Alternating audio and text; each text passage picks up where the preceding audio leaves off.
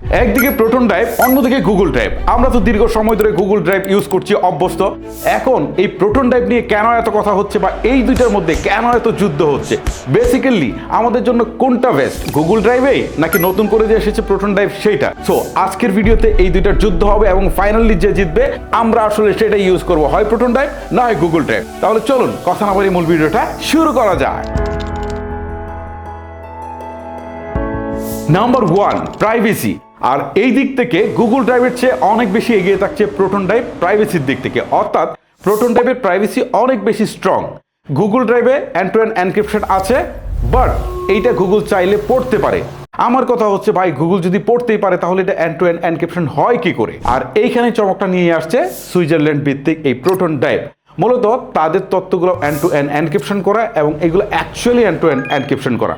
আপনাদেরকে একটু বলি, এন্ড টু এন্ড এনক্রিপশন করা থাকলে যেটা হয় সেটা হচ্ছে আপনার তথ্যটা আপনি যখন রাখছেন তখন আপনি ছাড়া কেউই পড়তে পারবেন, অর্থাৎ আপনি এটা দেখতে পারবেন, আপনি এটাকে ডাউনলোড করতে পারবেন, আপনি রাখতেছেন, আপনি সব কিছু করতে পারবেন। বাট যে প্রতিষ্ঠান এটা হ্যান্ডেল করতেছে, যেমন হচ্ছে গুগল হচ্ছে গুগল ড্রাইভটাকে হ্যান্ডেল করতেছে, আবার প্রোটনটাকেও তো একটা প্রতিষ্ঠান হ্যান্ডেল করছে, বাট ওরাও এই তথ্যগুলো দেখতে পারবে না। তাহলে এটা দরকার না?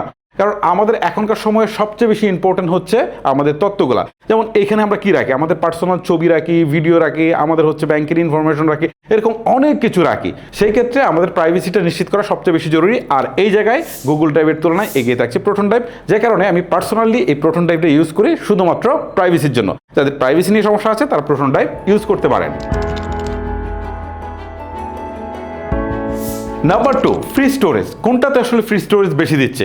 গুগল ড্রাইভে দিচ্ছে 15 জিবি আর অন্যদিকে প্রোটন ড্রাইভে দিচ্ছে মাত্র 5 জিবি। সো এই দিক থেকে তো অবভিয়াসলি গুগল ড্রাইভ এগিয়ে থাকছে।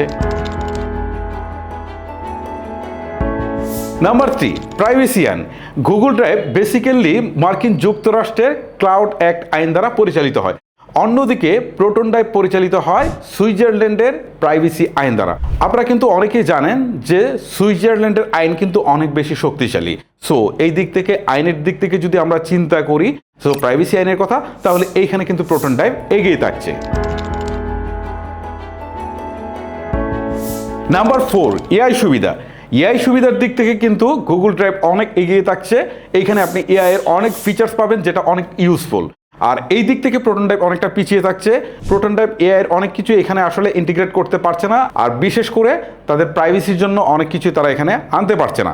সো এখন যদি আপনি এআই এর কথা চিন্তা করেন তাহলে মাস্ট বি গুগল ড্রাইভ এগিয়ে থাকছে। Number 5, file share. ফাইল শেয়ারের দিক থেকে কিন্তু গুগল ড্রাইভ অনেক বেশি এগিয়ে থাকছে। ফাইল শেয়ারিংটা গুগল ড্রাইভে অনেক বেশি সহজ, কিন্তু পাসওয়ার্ড বা এক্সপিরিয়েন্সই গুগল ড্রাইভে কম। অন্যদিকে যদি প্রোটন ড্রাইভে যাই তাহলে এখানে পাসওয়ার্ড প্লাস এক্সপিয়ারি আরও অনেক বেশি সিকিউর। সো এই দিক থেকে কিন্তু প্রোটন ড্রাইভ এগিয়ে থাকছে। Number 6, ecosystem. আপনি ইকোসিস্টেমের কথা চিন্তা করলে গুগল ড্রাইভ বরাবরই এগিয়ে থাকছে না, অনেক বেশি এগিয়ে থাকছে, এটা খুব স্বাভাবিক একটা বিষয়। বাট এই দিক থেকে কিন্তু অনেকটাই পিছিয়ে থাকছে প্রোটন ড্রাইভ। Number 7, price. আর এইটা কিন্তু বেশ ইম্পর্টেন্ট। গুগল ড্রাইভসে প্রাইস কিন্তু কম্পারেটিভলি কম এবং সুযোগ সুবিধাও কিন্তু বেশি, অন্যদিকে কিন্তু প্রোটন ড্রাইভের প্রাইসটা কিন্তু কম্পারেটিভলি গুগল ড্রাইভের তুলনায় একটু বেশি। প্রথমত হচ্ছে গুগল ড্রাইভের 100 জিবির একটা প্যাকেজ আছে যেটা আপনি $1.99 প্রতি মাসে নিতে পারবেন, যেখানে কিন্তু প্রোটন ড্রাইভের নেই।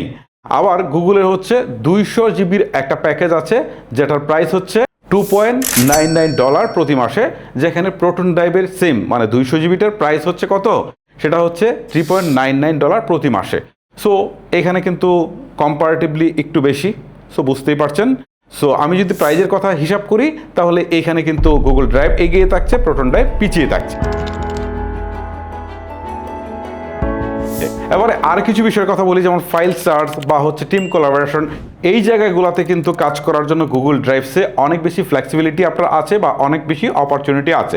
আর এই জায়গাটা এখনো ভালো করে ডেভেলপ করতে পারেনি প্রোটন, এই জায়গাটা কিন্তু প্রোটন পিছিয়ে থাকছে।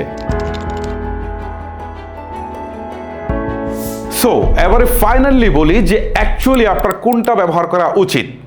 আপনার যদি প্রাইভেসি নিয়ে অনেক বেশি কনসার্ন থাকে তাহলে অবশ্যই আপনি প্রোটন ড্রাইভটা ইউজ করতে পারেন। আর আপনি যদি ওভারঅল সব কিছু সুবিধা নিতে চান, ইকোসিস্টেমটাকে আপনি ঠিক রাখতে চান, তাহলে আপনার must be Google drive use করা উচিত। এখন প্রশ্ন হচ্ছে আমি কোনটা ইউজ করি। আমি পার্সোনালি দুইটাই ইউজ করি। তার মধ্যে হচ্ছে গুগল ড্রাইভে আমার রেগুলার যে ডাটাগুলো আছে সেগুলো আমি আসলে রাখি, আর প্রোটন ড্রাইভে হচ্ছে আমার সেন্সিটিভ যে ডাটাগুলো আছে সেগুলো রাখি, যেগুলো আসলে কেউ পড়লে বিপদ হতে পারে, সেগুলো আমি আসলে প্রোটন ড্রাইভে রাখি। এখন ডিসিশন আপনার যে আপনি আসলে কোনটা ইউজ করবেন বা আপনি আমার মতো ইউজ করবেন কিনা। তারপরেও এই দুইটার মধ্যে পার্থক্য আপনার কেমন লেগেছে সেটা মাস্ট বি আপনারা কমেন্ট সেকশনে জানিয়ে দিতে বলবেন না। আজকের মতো আমি হিমেল বিদায় নিচ্ছি। আল্লাহ হাফেজ।